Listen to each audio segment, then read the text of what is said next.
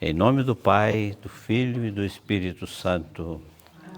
Pai nosso, que estais nos céus, santificado seja o vosso nome. Venha a nós o vosso reino. Seja feita a vossa vontade, assim na terra como no céu. O pão nosso de cada dia nos dai hoje. Perdoai-nos as nossas ofensas, assim como nós perdoamos a quem nos tem ofendido. E não nos deixeis cair em tentação, mas livrai-nos do mal. Amém. Em nome do Pai, do Filho e do Espírito Santo. Amém. Muito bem, boa noite mais uma vez. Para a gente fechar esse estudo de Marcos, né? Vamos só retomar essas informações principais. Lembrando, né, que Marcos ele escreveu para pagãos e a mensagem dele, né, o objetivo da mensagem dele era revelar Jesus, Filho de Deus, né? A estrutura do evangelho dele, ele dividiu em dois grandes blocos, né? O primeiro bloco recheado de milagres, com poucos ensinamentos, e depois, né, quando Pedro faz a sua proclamação de fé, né, respondendo uma pergunta de Jesus, e vocês, né, o que vocês dizem que eu sou? E aí Pedro toma a dianteira e vai dizer, tu és o Cristo, o Messias, Filho de Deus. Então, a partir do momento dessa revelação, ele dá início, né, Jesus dá início a uma catequese, né, que nós chamamos aqui de, como é que chama esse, quando estuda? Intensivão, isso, é o intensivão, né, com uma catequese fundamental, com o objetivo de revelar Jesus como servo de Deus, como servo, né? Como servo, não como eles esperavam, né? Um Messias glorioso, majestoso, magnífico, né? Rico, com um grande exército, né? Jesus não era nada disso, era totalmente o oposto. Então, né, essa catequese vai nessa direção, revelar que aquele, né, que entrou naquele burrinho em Jerusalém, aquele é a esperança do povo de Deus, né? Ele é o Messias, né? Ele é o servo.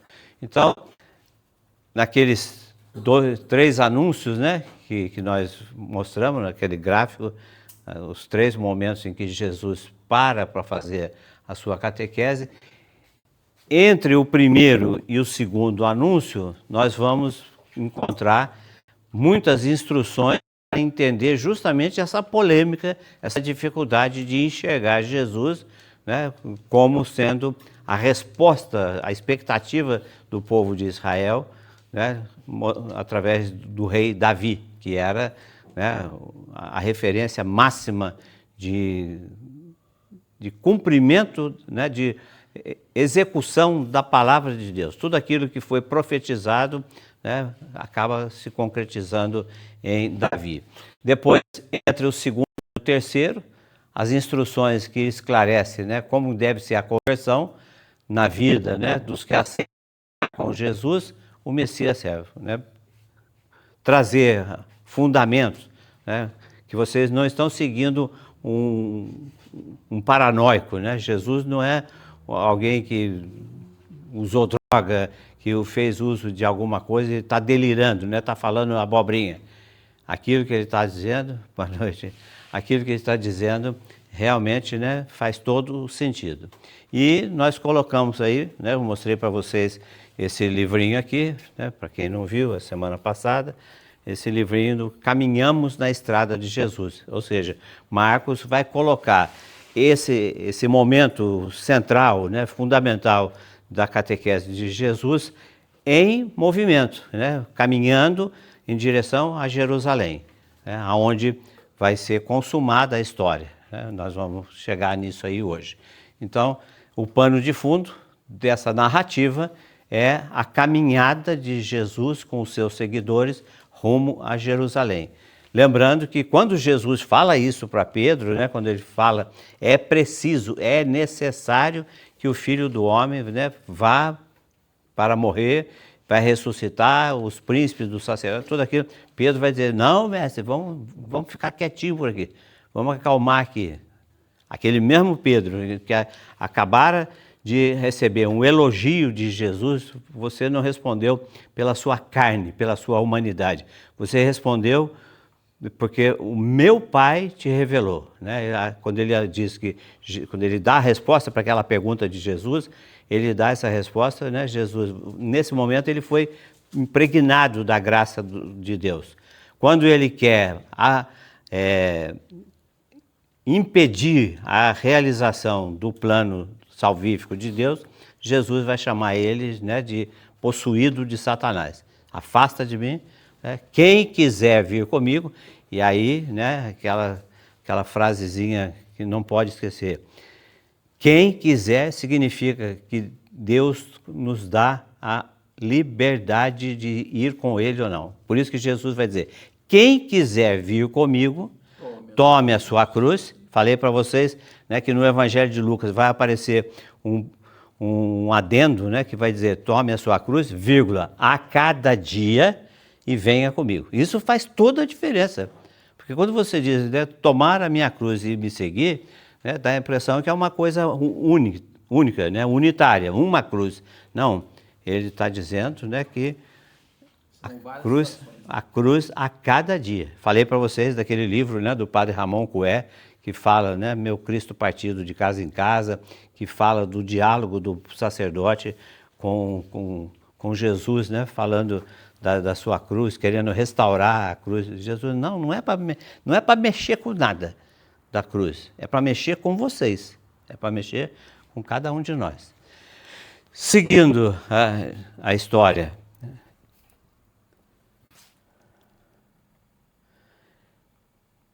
primeiro anúncio, segundo anúncio, terceiro anúncio, né? O que acontece? Isso que nós acabamos de falar. No primeiro anúncio, quando Jesus fala, né, que é necessário que o Filho do Homem vá em direção ao sofrimento, para assumir essa realidade, Pedro não quer. Aí a gente lembra, né, que nós falamos que essa catequese ela está colocada entre duas curas de cego. Na primeira, né, o cego não enxergou logo do começo, né? Quando Jesus diz a ele que ele está curado, eu pergunto, o que você está vendo? Aí eu vejo os homens como árvores, né, em movimento. Ele tinha, né, a percepção da visão, né, de um homem, mas meio turva, né, meio embaçada. A mesma coisa, né, Pedro, acontece quando ele fala, né, que Jesus é o Messias, mas essa informação de que Jesus é o Messias, parece que ela está meio bloqueada na cabeça de Pedro. Então ele não consegue, de momento, por isso que ele quer barrar a iniciativa de Jesus de ir em direção a Jerusalém, né? Então, a negativa, né? Pedro não quer a cruz e critica Jesus. Jesus reage, chama Pedro de Satanás. Dá início à caminhada, né? Aí faz o segundo anúncio, os discípulos não entendem, falei aqui para vocês, né? Durante a caminhada, né, Jesus observando, quem assistiu aquele seriado The Chosen, né, mostrava muito isso aí, essa perspicácia de Jesus, a percepção dele, né, no que estava acontecendo entre os seus seguidores.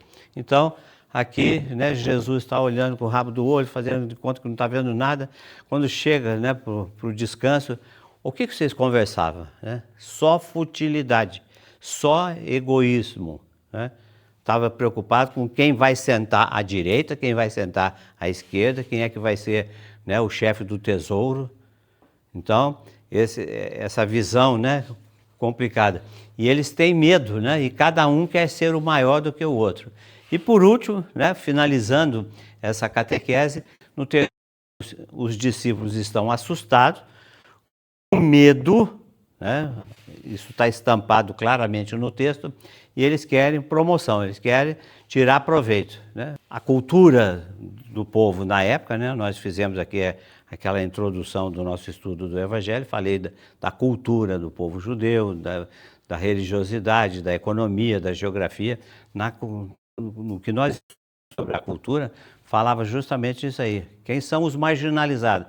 Né? Falei para vocês, quem souber a palavrinha agora, né? Amanhã mesmo tem uma passagem saindo daqui para o Kuwait. Né? Só ida. O Kuwait. Oriente Médio em geral. Eu tô dando um logarejo. Eu não fiz como aprender. Não, mas que isso, uma passagem dessa para um lugar sereno, você vai poder andar na rua sossegadamente. Né? Poxa, brisa, né? Então, como é que era o nome daquela... que palavra eu falei para vocês que identificava os míseros, os miseráveis, os encurvados? Poxa... Cadê a Cassim? Ih, falhou. Cassim sempre salva nós. Vai a Nils. Não? Essa palavra. Anauim. Anauim é o encurvado, né? É o miserável. Ele já está encurvado com a testa no chão, não tem como encurvar mais, né? Então, esses eram os preferidos de Jesus. A opção preferencial de Jesus pelos pobres, pelos miseráveis, pelos excluídos. Por isso que quando as crianças estavam rodeando Jesus, os apóstolos, show, deixai vir a mim as criancinhas. Então, a proposta de Jesus, ela vai na contramão do que a sociedade praticava. No terceiro, beber o cálice que ele vai beber, né? Até pode, né? Inclusive, eu separei lá umas informações que eu tenho sobre o que aconteceu com cada apóstolo após a ressurreição e a ascensão de Jesus. Para onde que foi, o que aconteceu, como é que morreu. Praticamente todos eles morreram flagelados, né? Foram decapitados, crucificados. João Batista, né? João Evangelista, que não teria passado, não teria morrido, né? Por um flagelo, mas mesmo assim houve um período na vida dele que ele foi jogado dentro de um tacho com água quente, né? Para pelar o coitado, né? Mas sobreviveu, né? E morreu de causa natural na cidade de Éfeso, na Turquia. Não imitar os poderosos, mas sim imitar o Filho de Deus, né? Paulo nas suas cartas. Ser como Cristo.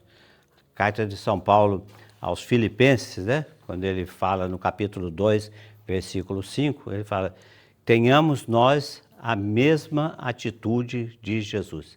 Sejamos imitadores de Cristo, assim como eu sou. Então, Paulo, né, capta bem isso aí. Imitar o Filho do homem, né? Que não veio para ser servido, mas para servir. Continuando. Entre o primeiro e o segundo anúncio, né? As instruções sobre o servo, Jesus como servo. Então ele fala do ensino, né? Jesus vai ensinar a entender essa questão sobre Elias. O que acontece é o seguinte, no Evangelho de João, ele fala, né, que o Messias viria após a vinda de Elias, porque Elias foi arrebatado, né? Vocês sabem, né, no Antigo Testamento, no livro dos Reis, ele não morreu, ele não foi sepultado, ele foi arrebatado vivo para o céu, né? E quando falaram de João, falaram, ele é Elias que ressuscitou, né? Ele é Elias e os espíritas usam isso, né, segundo o que interessa para ele. João é a reencarnação de Elias, né? Nós não cremos em reencarnação. A nossa doutrina, ela é categórica. Carta aos Hebreus, capítulo 9. Abram aí.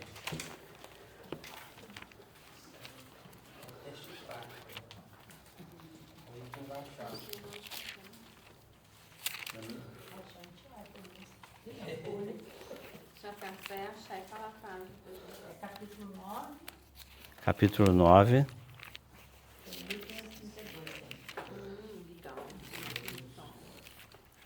Minha mão está meio parkinsoniana hoje.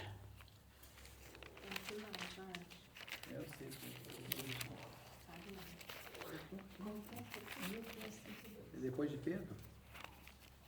É por aí. Coríntios 32, capítulo 532.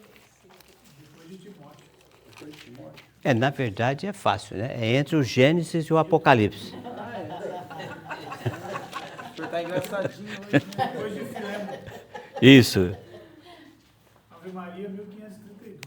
isso. Mais especificamente, né, na página seguinte, 1533, versículo 27. Versículo 27. Hebreus 9, 9, versículo 27. Isso aqui é para contestar, né, veementemente que não existe reencarnação. Aquilo que eles estavam entendendo errado, né, com relação a Elias tem um significado profético, né, que eu vou mostrar para vocês. Mas aqui é só a fundamentação da nossa doutrina de ressurreição e não reencarnação. Versículo 27. Como está determinado que os homens morram uma só vez e logo em seguida vem o juízo. Assim, Cristo se ofereceu uma só vez para tomar sobre si, os pecados da multidão, e aparecerá uma segunda vez, não porém em razão do pecado, mas para trazer a salvação àqueles que o esperam. O início do versículo é o fundamental, é a base, é o alicerce de tudo. Como está determinado, né? Não é como está proposto, como está sugerido, é como está determinado. É radical, né? Não cabe, né, argumentação, réplica, tréplica, nada disso. O homem, né, vai morrer e vai ressuscitar, né, uma única vez. E o juízo que ele diz aqui, né, ele fala assim, e logo em seguida vem o juízo. Esse, né, é quando a gente estuda a escatologia, que é os sinais do fim dos tempos, né? A morte, a ressurreição, o céu, o inferno, o purgatório, né? Quando ele fala, ele diz isso aí, né? Que o homem morre e imediatamente, né? Imediatamente passa pelo juízo particular. Nós temos um juízo particular e temos um juízo comunitário, no final dos tempos, quando Jesus vier, né, como diz os nossos irmãos evangélicos, para o arrebatamento. Aí nós vamos ter um segundo juízo, aqueles que estiverem vivos quando Jesus voltar, né, mas todos nós passaremos por essa situação. Agora, o juízo particular, o juízo individual, é esse que acontece. O cara teve um bate-bufo no catirifofo ali, morreu, né? A alma dele está que nem aqueles desenhos animados, né? Subindo a alma dele. batendo cabeça. E nesse momento ela já está se apresentando diante de Deus para receber a sentença que ela mesma proferiu. Esse julgamento, né, inicial, esse julgamento pessoal, não é como esse julgamento que teve no Rio lá daquela morte estúpida do garotinho, né? Promotora, o defensor, o acusador, o juiz, não sei o quê. Não tem nada disso, nada, absolutamente nada. Porque nós seremos os nossos juízes com as nossas atitudes, com aquilo que tivermos, né, praticado ao longo da nossa vida. Por isso que é necessário, né, faz-se necessário que a gente esteja sintonizado com as coisas de Deus, porque morreu não dá mais tempo. Daí a importância da confissão. Da confissão e da oração pelas almas, né? E aí assim, o sujeito morreu, né? Ele se apresenta diante de Jesus, é só, né, diante de Deus, só para cumprir o protocolo. Aluno 70207 Acácio, mortinho, né? Aí vai falar o degrau que o senhor vai, né? Primeiro, Não, segundo, não, terceiro, não. subsolo. Ele não vai falar nada. Não. Ele vai acompanhar, né? Vai acompanhar serenamente, né? Porque eu sei o que eu fiz, o que eu não fiz. E é importante a gente ter isso em mente, não como, né, causar pânico, me deixar histérico, nervoso. Tem que fazer enquanto está vivo. Morreu, aquele que morreu, não pode fazer nada mais, absolutamente nada mais por si mesmo. O que poderá ser feito por aquele que faleceu vai proceder dos que estão vivos. É o que a gente reza, creio, na comunhão dos santos. A comunhão dos santos é o perfeito entrosamento entre a igreja aqui, militante, lutando para sobreviver, para se salvar, a igreja padecente no purgatório e a igreja triunfante no céu. São essas três possibilidades. Né? Quase certo que todos nós vamos passar pelo purgatório, porque alcançar a plenitude da graça, né? Você pode ter se confessado meia hora antes de morrer, mas o sacramento da confissão apaga o pecado, mas não apaga a pena, a cicatriz que cada pecado produz em nós. Então, essa mancha, né, vai impedir que a gente vá à igreja triunfante. Por isso que nós vamos purgar, né? Nós vamos, né, passar ali um tempo que não é o tempo cronológico, é o tempo, né, da eternidade e assim por diante. Então, aqui, né, o que acontece com Elias é o seguinte: ele morreu, ele não morreu. Primeiro que ele não morreu, né? Ele foi, né, elevado aos céus. E essa maneira, né, que falaram a respeito de João, João é o Elias que ressuscitou.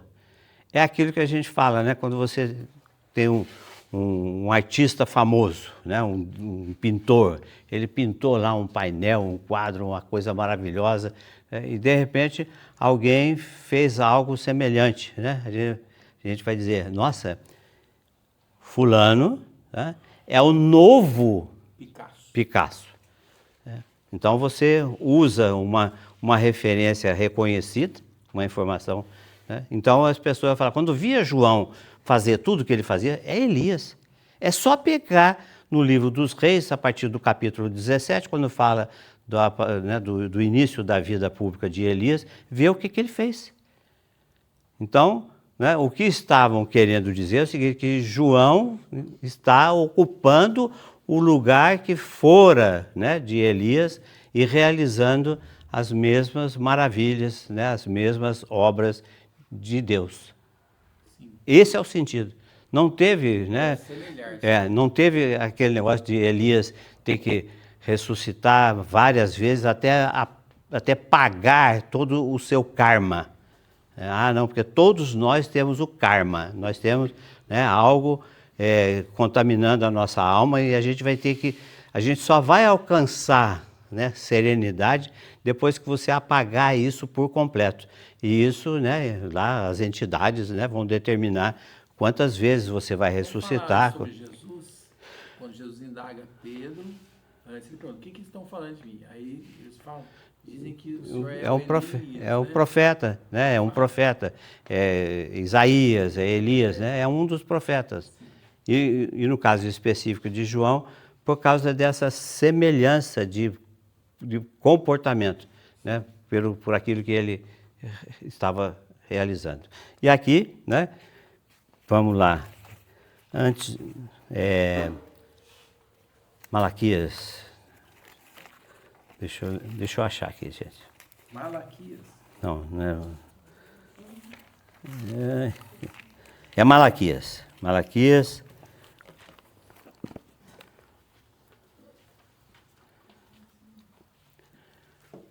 Profeta Malaquias. Na Bíblia da Ave Maria, que eu tenho aqui, que é do tempo do dilúvio, página 1263. É antes de Coríntios? É antes de Mateus. Ah, tá. É o último livro profético. Acha o primeiro capítulo de Mateus, aí você vira a página no sentido contrário e vocês vão achar o Malaquias. 1283.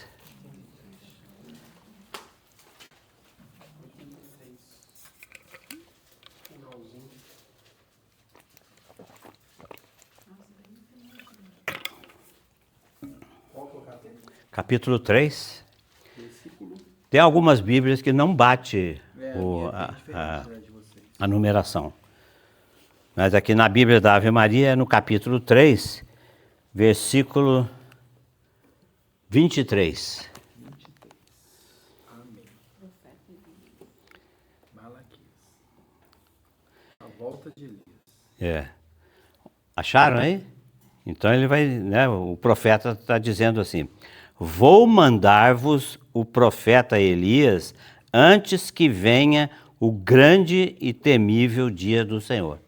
Antes que venha quando nós seremos, né, arrebatados.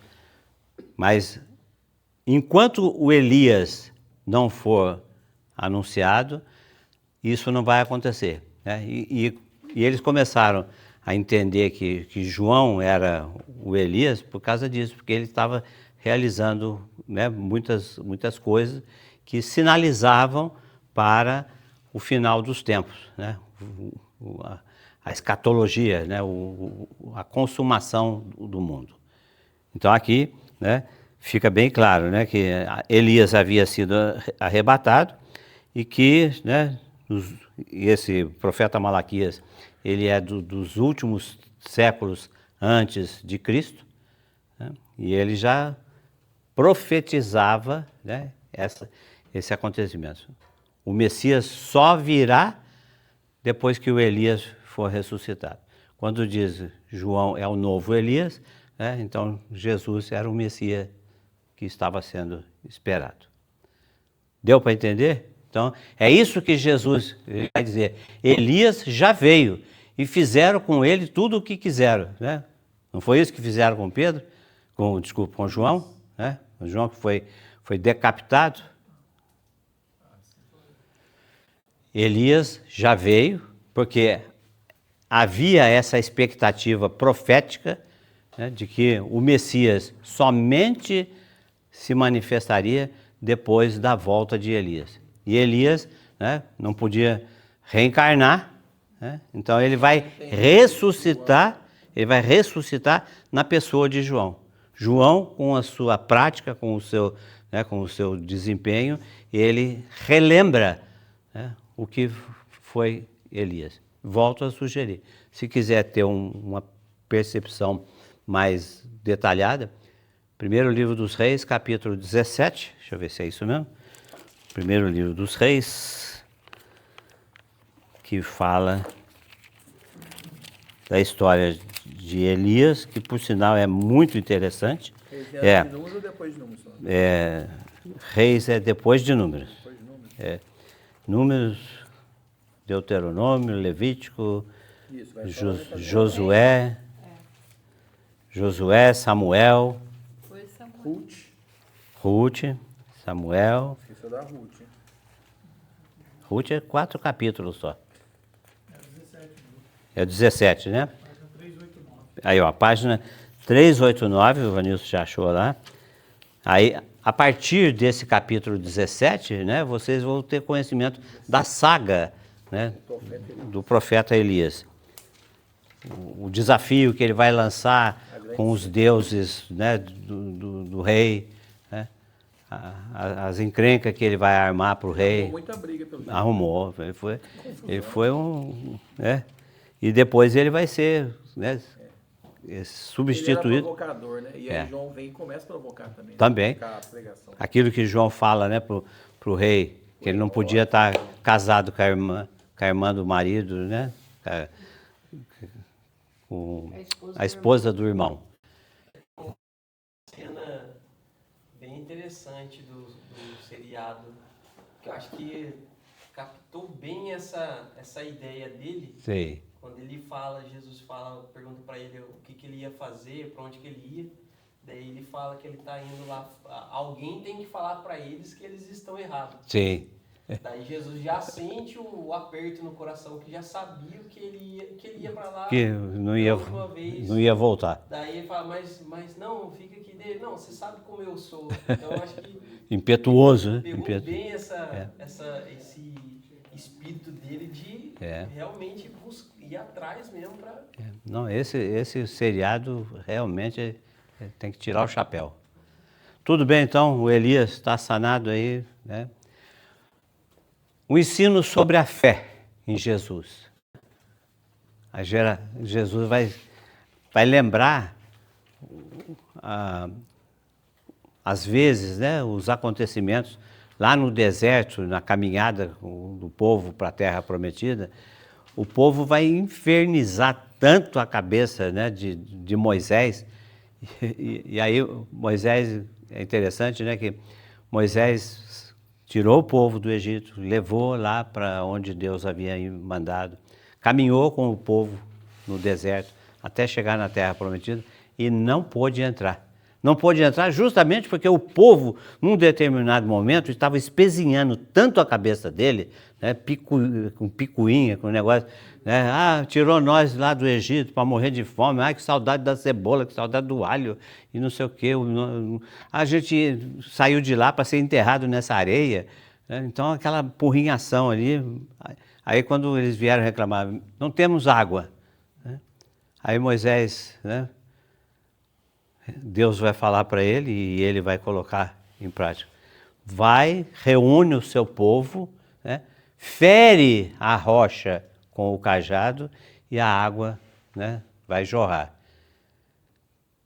Moisés reuniu o povo, aí veio, né, aí ele claudicou, aí ele deu uma manquitolada. Aí ele falou assim, mandaram eu bater aqui, né, eu estou falando, né, não foi isso que ele falou, né?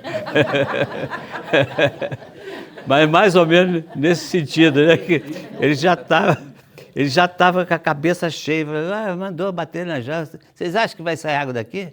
Né? E aí, inclusive, né, quando Deus falou com ele, falou, ferir a rocha, né, ele feriu 2 vezes, como diz, ele realmente desacreditou. Foi o momento de fraqueza dele. E esse momento de fraqueza vai custar a ele ficar de fora da Terra Prometida. Lá no capítulo 32, 34 do Deuteronômio, fala, né, quando ele chega diante do rio, ali do Rio Jordão, para atravessar o rio para tomar posse, né, ele vai olhar, como a gente fala, né, vai olhar com os olhos, lamber com a testa, né, porque lá ele, e de fato não entrou, né, ele foi sepultado ali naquela região, nas planícies de Moabe, mas ficou de fora. Fez o que fez por aquele povo. Foi sepultado, porque não achou o corpo de Moisés. Mas assim, a Bíblia fala que ele foi sepultado, né? Não sabe aonde, né? Mas que ele foi sepultado, foi. Então, deve ter sido nessa extensa região, essa planície de Moabe, né? De onde partiu a investida de Josué com o povo para atravessar o rio, destruir Jericó e entrar na Terra Prometida. Então, aqui, e nesses encontros, desencontros do povo com Moisés falando com... Tem uma hora que Deus fala assim, se vira. Só para vocês terem uma ideia, no capítulo 19 do livro do Êxodo, né, quando o povo chega aos pés do Monte Sinai, depois de ter saído do Egito, né, Moisés vai receber as instruções de Deus. E Deus vai dizer para ele, né, vocês passam a partir de agora formar o meu povo, né, eu serei o vosso Deus e vós sereis o meu povo. Deus falando isso para Moisés. E veja que ele coloca assim, não é que o povo vai ser dele e depois ele vai ser o Deus desse povo. Não, fala, eu sou o Deus de vocês e vocês vão ser o meu povo. Então fica claro, né, essa posse. O povo é meu, ele falando. Só que lá no capítulo 31, quando fala da construção do bezerro de ouro, né, aquele murmúrio, o povo, né, o bacanal, as orgias, toda aquela depravação ali, as mulheres dançando em volta da fogueira, aquela coisa toda, né, Deus fala assim para Moisés, desce lá porque o seu povo está complicado. Aí o povo é do Moisés. E eu não vou mais andar com esse povo. Foi. E aí Moisés, né, vai falar, Senhor, vai ficar mal. Né? As pessoas que ficaram sabendo que o Senhor disse anteriormente que esse era o povo e que você iria acampar, agora vai chegar, vai abrir a guarda. Aí entra o Moisés intercessor, né? Porque Moisés é sacerdote, profeta, intercessor, ele atua como tudo. Estou saturando a cabeça de vocês hoje, nossa Senhora. Então aqui nós temos, né? Nesse momento, quando desce lá do monte, as pessoas querendo curar um menino possesso, não conseguia, aí Jesus vai dizer, ô geração sem fé, até quando? E isso está lá no Êxodo também. Deus dizia para Moisés, até quando eu vou ter que aguentar vocês? Aqui ele vai dizer, até quando vou estar com vocês, até quando vou suportá-los? Porque esse menino, esse tipo de acontecimento, só se consegue salvar através de oração. E muita oração. Muita oração. Tá bom? Vamos seguir. Entre o segundo e o terceiro anúncio, aí é aquela coisa, né? No relacionamento com os que estão na comunidade, é o sentido do acolhimento. Quem não é contra nós, é por nós. O povo, né, tem mania de segregar, né, de excluir. Jesus está dizendo, a comunidade, né, o máximo de abertura. Oferecer possibilidade de ser acolhido, de reverter essa situação, né, de rixa, de desentendimento, muitas vezes dentro da própria igreja. Não é uma coisa de país contra país, de povo, não, na própria igreja. São Paulo, na carta aos Coríntios, ele fala, né, está uma brigaiada aí, eu fiquei sabendo que está uma brigaiada aí, porque uns falam que é de Cefas, o outro fala que é de Apolo, o outro fala que é de Jesus, outro não sei o quê. Que bagunça é essa? Então a gente vê isso até hoje, né? Ah, eu sou do apostolado. Ah, eu sou vicentino. Ah, eu sou Legião de Maria. Vamos ser de Cristo? Eu acho que a proposta inicial era essa. Eu sou carismático, eu sou mariano. Pega lá a primeira carta de Coríntios, capítulo 1 e 2, ele fala escancaradamente sobre isso. Máximo de acolhimento, os pequenos, aquelas criancinhas, os velhos, as mulheres, né? Abrir o acolhimento. O máximo de igualdade, né? Nada de engrandecimento, né? De superioridade. Mas essas O três máximo. indicações batem de frente com o judaísmo. É, Aí é uma briga grande. sim. A cultura judaica é totalmente contra isso aí. Mas aqui nós devemos, né, estar focado na mensagem, né, do Evangelho. Então tá aí, como é que se diz? As dicas, né, para a prova que ia acontecer depois são essas três: máximo de abertura, máximo de acolhimento, máximo de igualdade, né, para promover aquilo que Jesus... Recentemente a gente leu esse trecho na semana do Pentecostes, né? João, capítulo 17 e em diante, a oração sacerdotal de Jesus. Que seja um só povo, que seja um só povo, um só rebanho, um só pastor, né?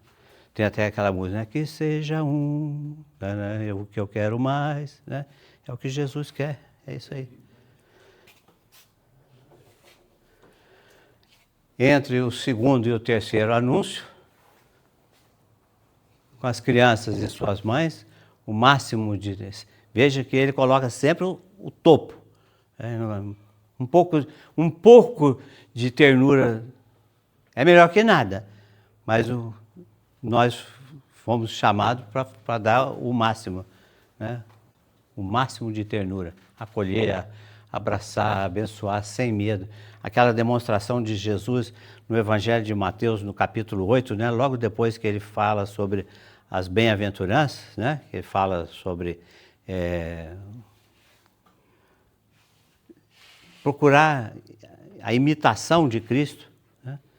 Ele sai dali, depois de ter colocado, né, a carta magna, aquele primeiro discurso do primeiro livrinho de Mateus, né? Ele sai daquele encontro com aquelas pessoas, ele é abordado por um leproso.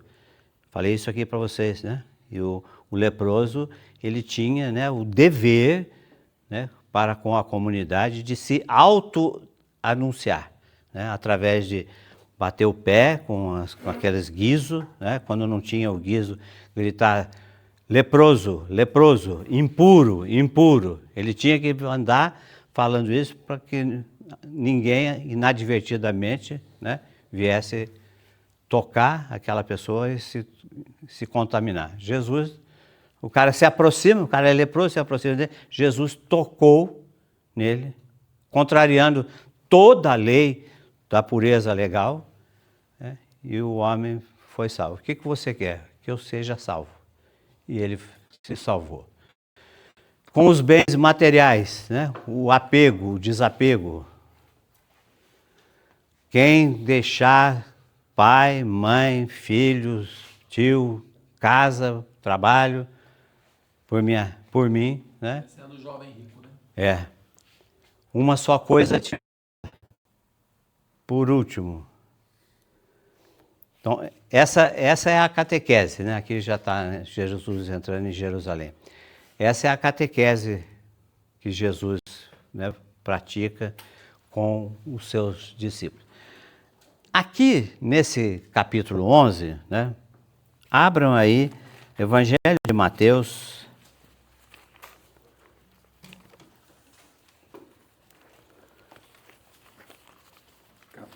capítulo 21.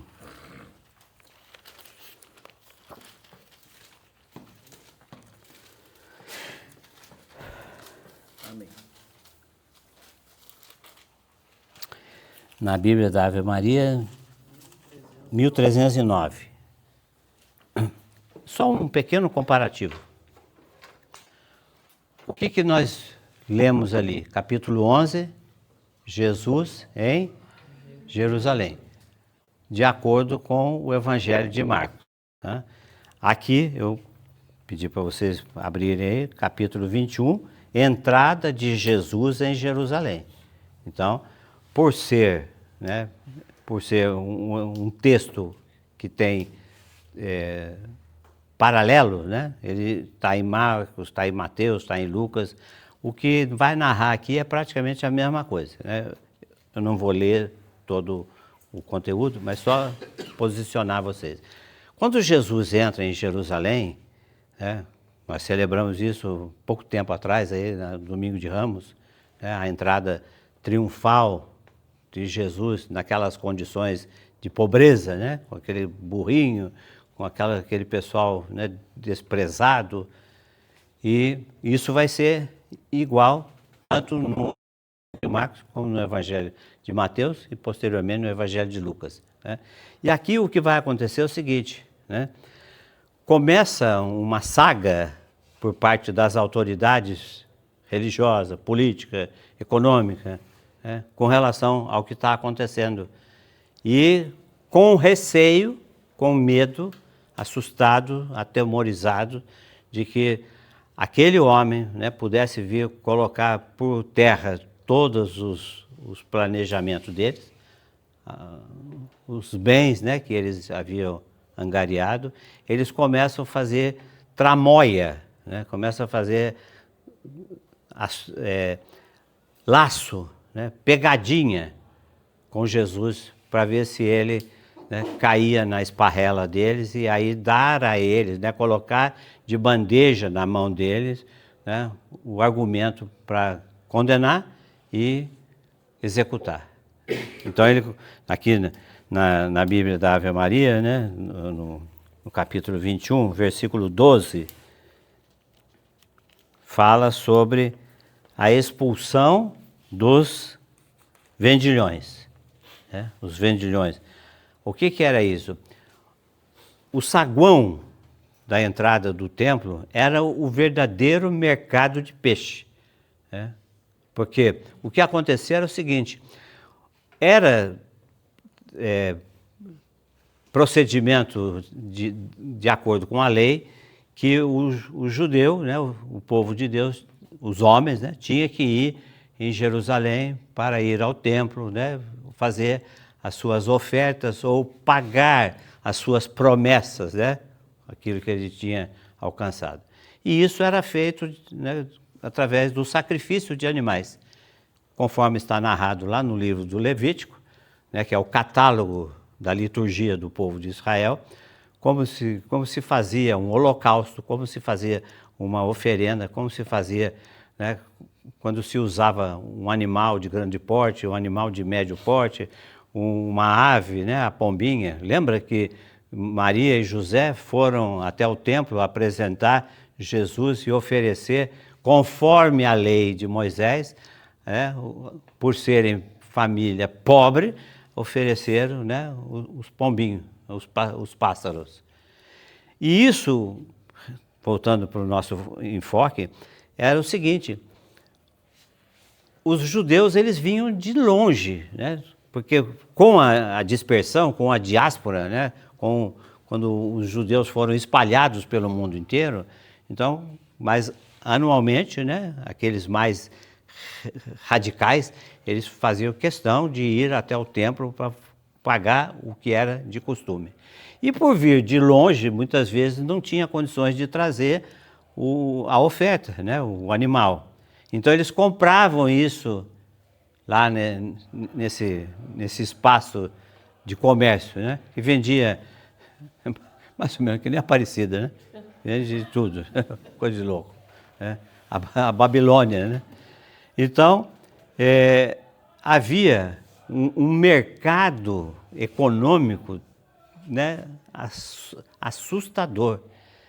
A moeda que tinha que ser entregue como oferenda tinha que ser a moeda que circulava no templo. Havia, né, o câmbio. A pessoa vinha lá com 100 reais, chegava lá e conseguia comprar uma moedinha de 10 centavos. Então, tudo isso era terrivelmente, né, contra. Por isso que Jesus vai meter o chicote de todo mundo e vai dizer: a casa do meu pai é uma casa de oração. Nós vimos isso aí quando nós fizemos a comparação dos textos. A casa do meu pai é uma casa de oração.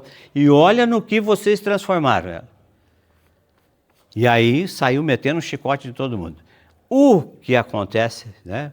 O que acabava acontecendo, o que acabou acontecendo nesse episódio, é que havia ao redor de Jerusalém, né, grandes proprietários, né, ruralistas, criador de animais para vender para o sacrifício.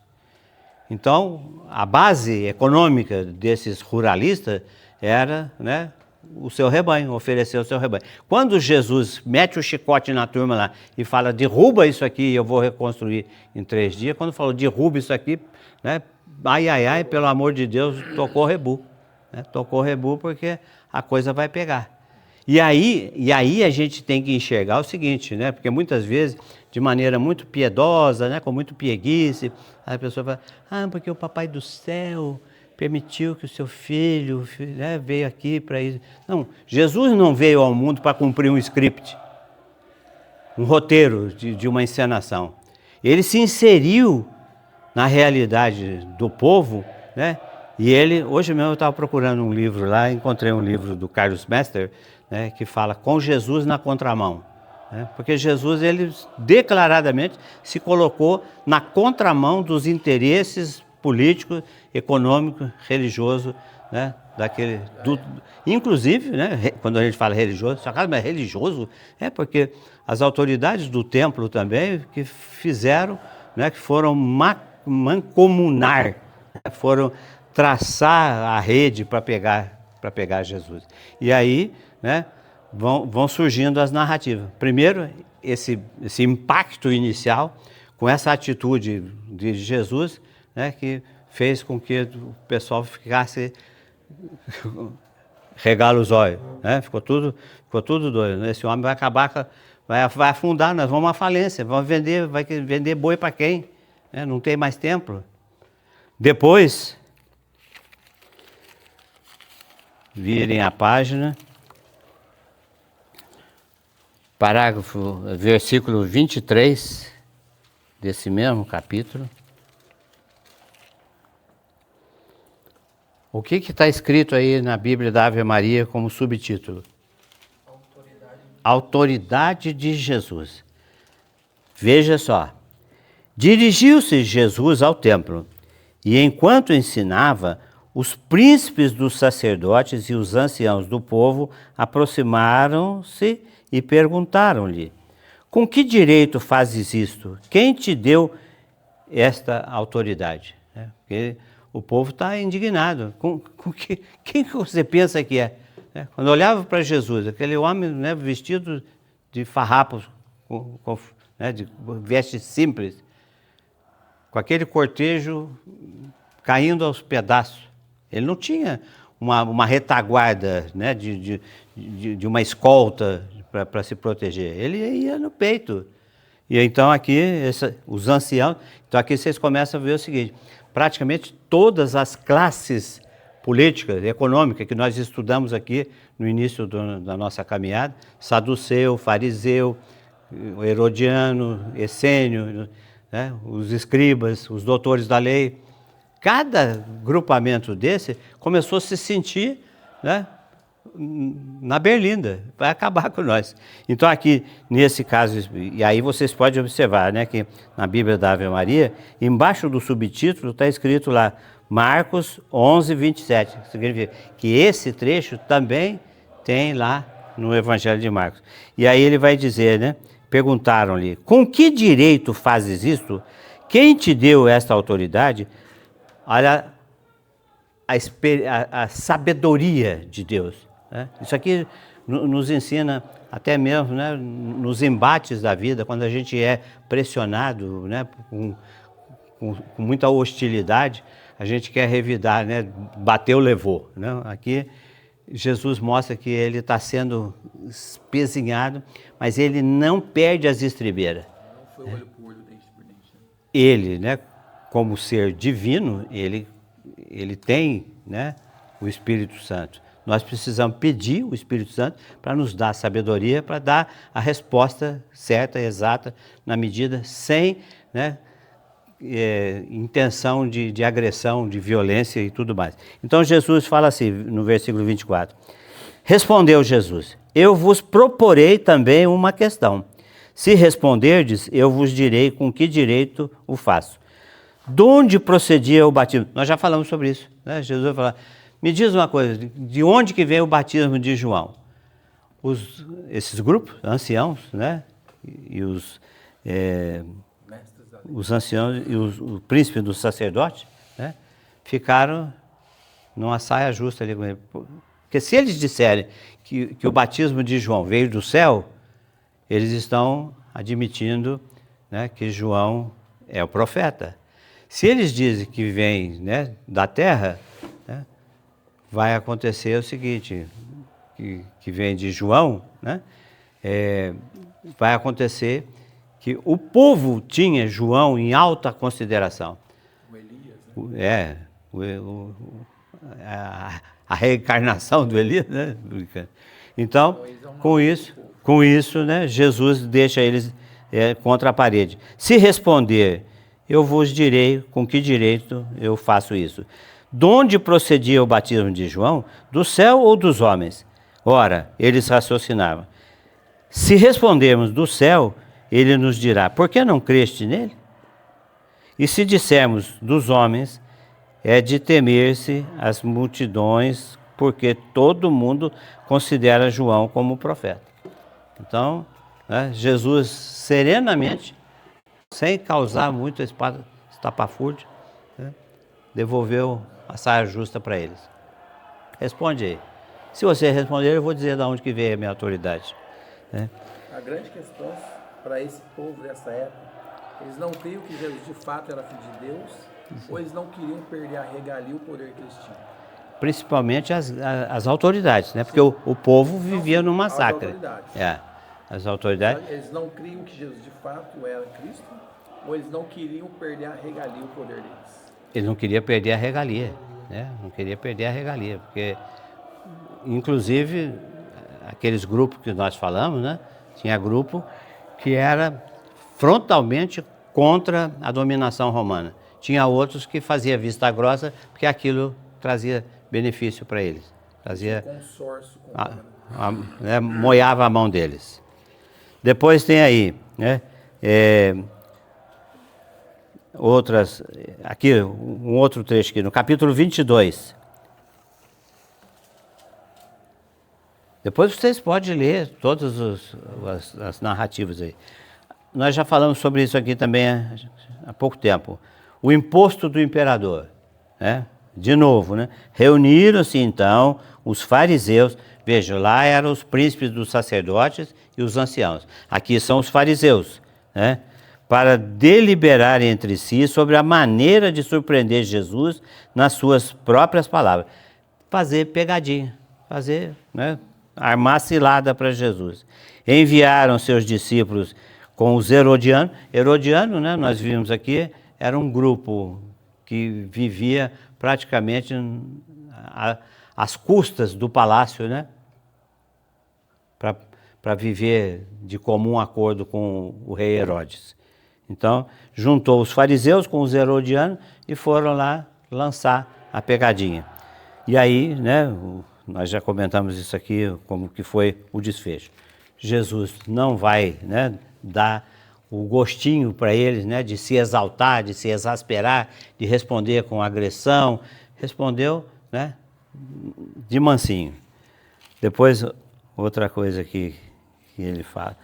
Quando ele fala da ressurreição, né, por conta dos saduceus. Os saduceus não acreditavam nem em anjo e nem em ressurreição. Mas havia uma lei, eu devo ter falado isso para vocês, uma lei dentro da cultura judaica chamada lei do levirato. O levir, em hebraico, né, significa cunhado. A situação era a seguinte: o casal, o marido morreu e não deixou filho, não deixou posteridade. O falecido tinha 2 irmãos. O irmão mais velho assume o papel do falecido junto à viúva, se une sexualmente a ela para gerar um filho que será esse filho considerado como filho do falecido, para que ele não fique, né, sem capacidade de cumprir a lei da perpetuação da família. Isso era um vexame, isso era algo realmente, né, assim, muito desastroso para aquela família. E com relação a esse filho que se unia com a viúva, Sim. como é que ele ia ter a sua posteridade? Então, ele gerando o filho pro falecido, continuando com ela, os outros filhos serão da descendência dele. O primeiro viria para suprir a falha, né, do que morreu, né, sem deixar herdeiro. Isso, inclusive, né, no capítulo 37 do livro do Gênesis, que fala da história de Tamar, né, fala direitinho, né, inclusive, né, né, que era o mais velho, e que quando ele tinha relação com a mulher, ele interrompia o coito, né, para não gerar, porque ele estava lá por obrigação da lei, mas na cabeça dele ele não queria fazer parte disso aí. E por conta disso, né, porque isso aí faz com que ele fique mal diante dos olhos de Deus e por isso ele será morto. E aí chega no terceiro filho, né, que aí a história de Judá, aquela coisa toda que nós já falamos. Então tá aí, né, essa do imposto do imperador, né, Jesus muito mansamente traz para mim uma moeda. De quem é a figura que está aí? É do César, é do imperador. Então, a ele o que é dele, a Deus o que é de Deus, né? E o que é de Deus? Nós somos de Deus. Então, assim como a moeda carregava, né, de um lado as inscrições identificando o imperador e do outro lado a estampa do seu rosto, né, nós também devemos ter Deus estampado no nosso coração para, através do nosso rosto, projetar aquilo, né, a nossa criação feita à imagem e semelhança de Deus. Então, isso aí, né, é o que vocês vão ver a partir do capítulo 11, né, a leitura complementar do nosso estudo, né, porque não dá para a gente detalhar mais, né, do que a gente está tentando fazer. Então, se tiver oportunidade, né, façam a leitura dessa entrada de Jesus no Evangelho de Marcos, compare com o Evangelho de Mateus, veja no Evangelho de Lucas, porque é aquilo que nós falamos quando nós estudamos os Evangelhos sinóticos. Muitos textos, né, se agrupam, alguns, né, traz a fonte, né, de Marcos, Mateus e Lucas, outros só de Lucas. Então ali vocês vão poder nadar de braçada, né, num relato muito bacana. Amém? Amém. Que horas são? 8h40. Hoje eu desci na banguela aqui, né? Já faz tempo. Já faz tempo? Todas as aulas. Pegando firme. Aí, né, na sequência, vamos apresentar vários relatos, né, que colaboram, né, para formar o texto final, né, da morte, ressurreição e ascensão de Jesus ao céu. Deixa eu ver se eu acho aqui o outro texto.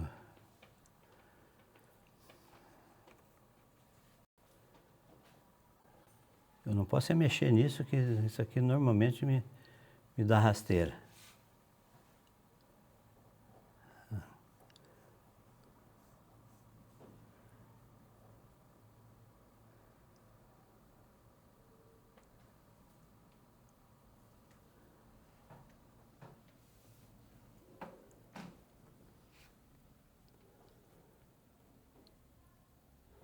Falei.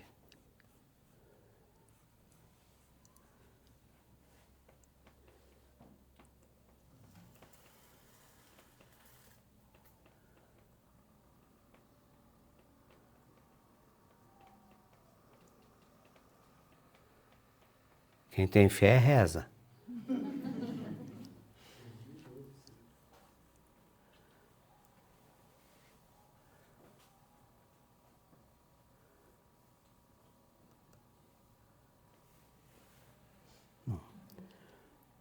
Ainda não é você.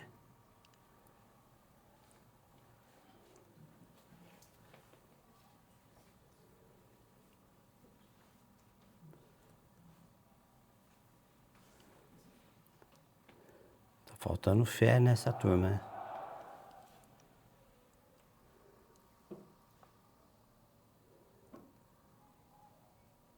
Aqui. Ufa! Terceiro evangelho do nosso estudo, né? O Evangelho segundo São Lucas. O que nós temos a respeito dele? Deixa eu só...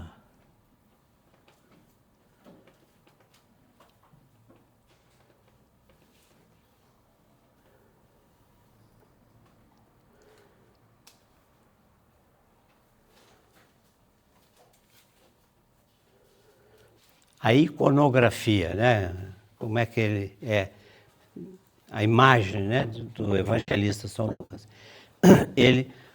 Qual era a imagem que aparecia no Evangelho de Mateus? Lá na frente da matriz de Santo Antônio, tem 4 evangelistas lá. O primeiro, Mateus, o segundo, Marcos, João. O primeiro é o homem. O homem, né? Um homem, uma figura humana, né? Porque às vezes parece meio angelical. E o Evangelho de Marcos?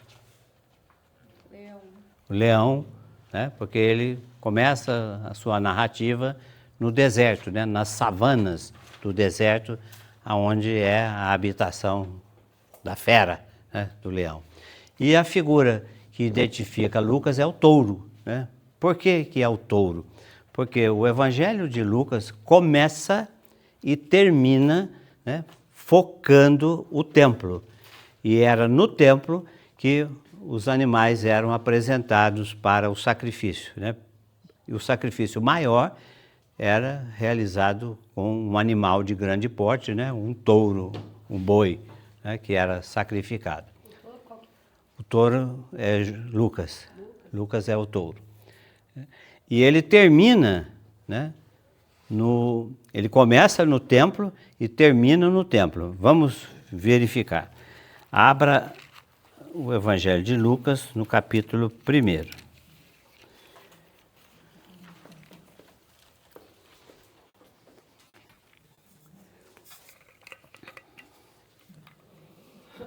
Só Cássio, não tinha prestado atenção antes, mas no domingo, como eu estava ali na frente, ali no Ministério de Música, Sim. enquanto o senhor estava proclamando o Evangelho, na mesa da palavra Sim, ali a gente tem os 4 símbolos. as 4 figuras Isso. ali, eu não tinha reparado antes. Inclusive, Me chamou atenção ontem. Isso aí, né, que você percebeu, é que justificou tirar a toalha do ambão, porque a toalha que colocava sobre o ambão cobria, né, o adorno ali das figuras. Então foi, né, uma sacada. Muito bem caracterizado ali. O padre Daguire, né, mandou tirar e o padre Valmir mandou que permanecesse sem toalha, né, para possibilitar essa visão. É que nem a imagem do cordeiro, né, que tem no altar, né, na frente da pedra do altar. Curiosidade. Isso foi estipulado, esses Animais. animais, com que determinação? Na verdade, a fundamentação bíblica, né, está no livro de Ezequiel, no livro de Daniel e no livro dos Atos do Apocalipse, né, que faz referência a essas figuras, né, e aí os teólogos, né, os estudiosos fizeram o correlacionamento, né, as figuras estavam e estão no texto bíblico, né. Agora, usar essas figuras para identificar as pessoas, né, é fruto do Espírito Santo que tocou, né, essas pessoas, né, essas personalidades para considerar dessa forma, né. Então, livro, acho que na apostila deve ter quais são as passagens. Eu sei que é o livro de Ezequiel, o livro de Daniel e no livro do Apocalipse ele fala, né, no livro do Apocalipse fala, então João viu, né, uma figura alada, não sei o quê, e ele vai descrevendo, e aí, pelo perfil de cada um dos apóstolos, né, dos evangelistas, se fez esse relacionamento, Leão com Lucas, a águia com João, e assim por diante. Tudo já chegou? Tá bom. Então veja bem. Evangelho segundo São Lucas, capítulo 1. Tem o prólogo, os 4 primeiros versículos, né? Lucas justificando por que ele resolveu escrever o seu evangelho, né? Ali já mostra, né, aquelas perguntinhas que a gente tem que olhar. Para que ele escreveu? Por que ele escreveu? Quando que escreveu? Aqui nós já sabemos por que ele escreveu. Ele escreveu para dar solidez para a doutrina que estava se formatando. Então a gente vai ver isso aí com o seu devido momento. No versículo 5, que fala da anunciação do precursor, do anúncio de João Batista, né?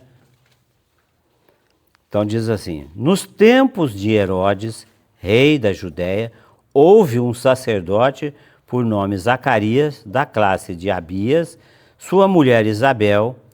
Ambos eram justos diante de Deus e observavam irrepreensivelmente todos os mandamentos e preceitos do Senhor.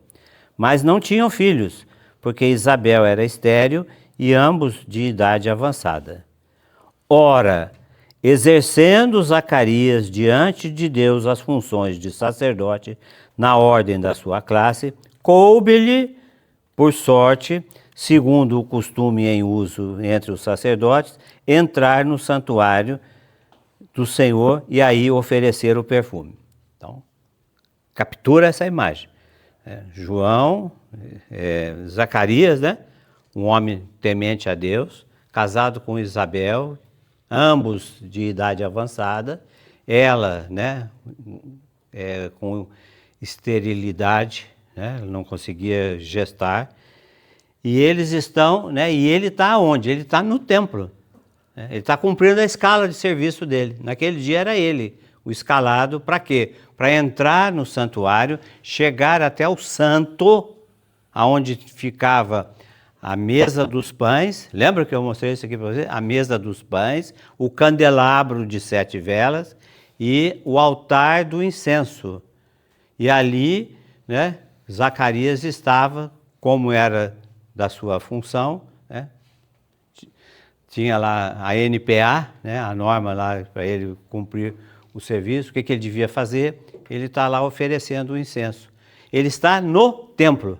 Então, aqui é para nós o início do Evangelho, que começa, né? Assim como Marcos começou no deserto, né? Lucas começou no templo. E ele termina, né? Vamos lá para o capítulo 52.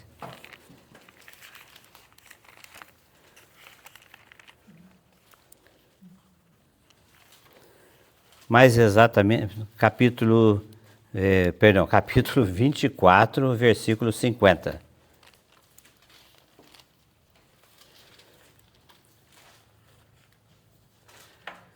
Evangelho segundo São Lucas, capítulo 24, a Bíblia da Ave Maria, 1383, versículo 50.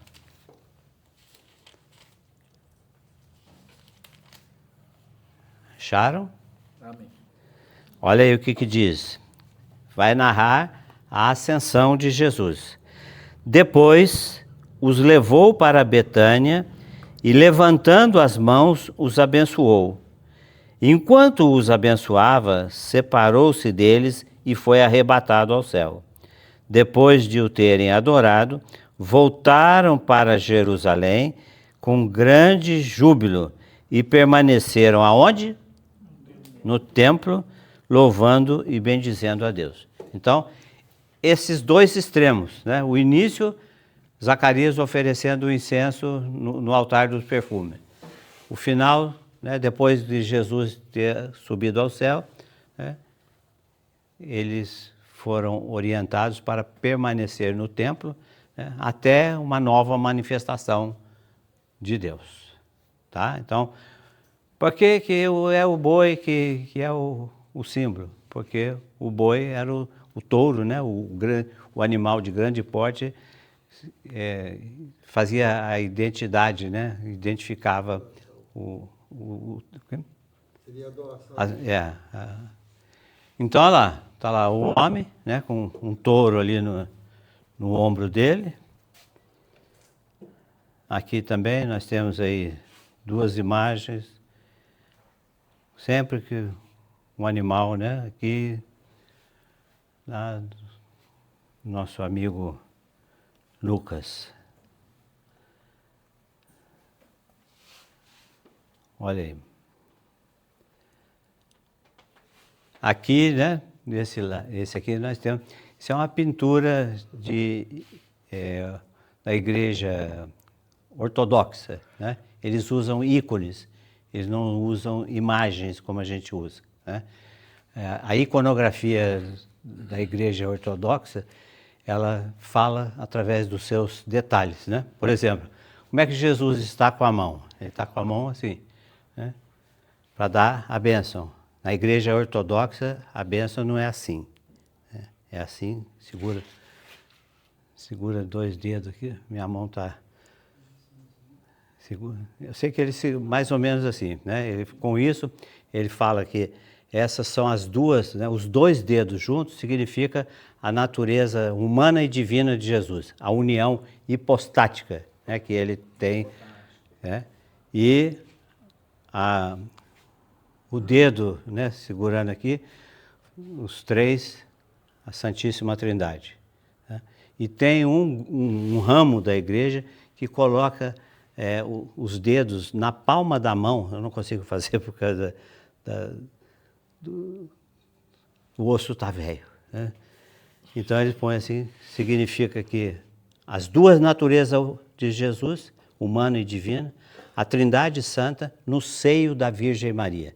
E aí eles, né, fazem o sinal da cruz, diferente de nós, eles fazem em nome do Pai, do Filho, do Espírito Santo, do lado direito, amém. Nós fazemos Pai, Filho, Espírito, esquerdo, Santo, direito, amém ou amém. Eles fazem Pai, Filho, Espírito Santo, amém. Preste atenção, se um dia vocês tiverem... No capítulo 1, quando o anjo vai anunciar a Zacarias que ele vai ter um filho, Sim. né? É interessante que considera aquela questão do Elias. Diz assim, ó. Porque ele será grande diante do Senhor, não beberá vinho nem bebida que embebeda. Estará cheio do Espírito Santo, já desde o ventre de sua mãe. E fará muitos dos filhos de Israel voltarem ao Senhor, Deus deles. Ele caminhará à frente do Senhor com o espírito e o poder de Elias para converter o coração dos pais e filhos. Maravilha. Então, o próprio anjo fala dessa forma Complementa... para Zacarias, que ele vai como o espírito de Elias. Então, de fato, eles já estão realmente... E esse espírito de Elias pode muito bem ser a atuação de João. Sim, Ele a vê forma de a atuar. forma. É isso que ele está querendo dizer. Muito Com bem. o espírito de Elias, não com o espírito Não, de Elias. Como. não com ele. Tudo bem, gente? Então, semana que vem nós vamos tratar da identidade, né, do autor, falar Para quem que ele vai... Importante. A estrutura, né? É completamente, é bem diferente daquilo que a gente já viu em Mateus e Marcos. Isso. Vamos agradecer a Deus, né, por esse encontro de hoje, por tudo aquilo que Deus coloca em nossos corações para que possamos proclamar a sua divindade e o seu amor por cada um de nós. E nessa Ave Maria, né, colocar na intenção da nossa irmã Nilce, fazendo aniversário, que Deus derrame muitas bênçãos sobre ela, sobre a sua caminhada, o seu ministério, né, que dedica com tanta alegria. Deus te abençoe. Ave Maria, cheia de graça, o Senhor é convosco. Bendita sois vós entre as mulheres, bendito é o fruto do vosso ventre, Jesus. Santa Maria, Mãe de Deus, rogai por nós, pecadores, agora e na hora de nossa morte. Amém. Desça sobre vós e sobre as vossas famílias, hoje de maneira especial sobre a vida da Nilce, a bênção do Deus Todo-Poderoso, Pai, Filho e Espírito Santo. Amém. Uma ótima noite de repouso com frio. Quem tem que levantar cedo, Faz parte. fazer o quê?